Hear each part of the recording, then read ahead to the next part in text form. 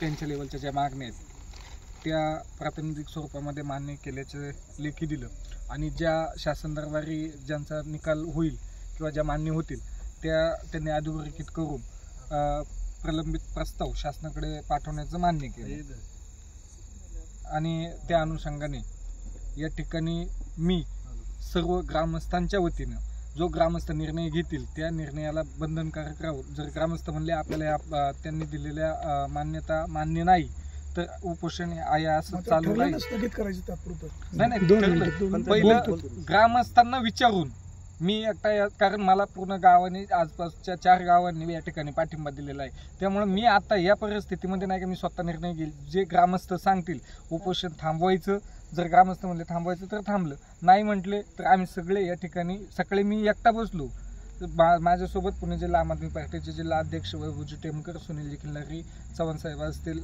आणि ग्रामस्थ मग त्यामध्ये आमच्या मनीषाताई खिल्लारी असतील किंवा दत्ता लांबकडे सर्व मंडळी या ठिकाणी उपस्थित होते. या सर्वांच्या उपस्थितीमध्ये उपोषण चालू झालं परंतु आता उपोषण स्थगिती करायची हे ग्रामस्थ ठरवतील ते एकटा प्रकाश लांबकडे ठरवणार नाही.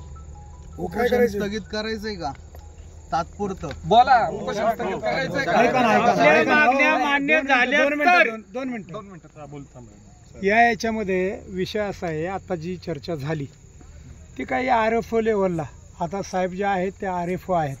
RFO लेवलला हा विषय सुटण्यासारखा नाही परंतु त्यांनी जी विनंती आपल्याला केली की पुढच्या कालच्या वाणी साहेबांनी जी वनमंत्र्यांची बाईट या ठिकाणी दाखवली आणि लोकांनी पण ती बघितलेली.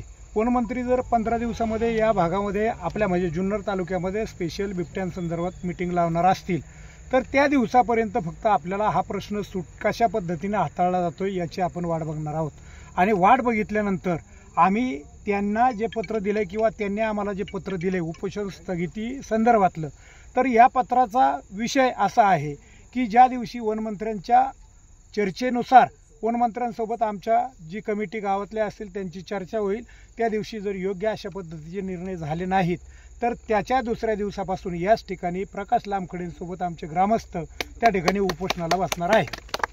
अशा पद्धतीनं आजचं फक्त उपोषण तात्पुरतं स्थगित झाले. वनमंत्र्यांच्या भेटीनंतर दुसऱ्या दिवशी हे उपोषण योग्य मार्ग नाही निघाला तर दुसऱ्या दिवसापासून परत चालू होईल. मॅडम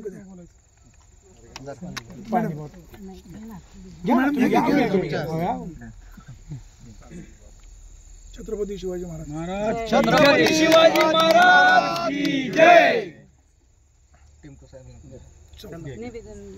हो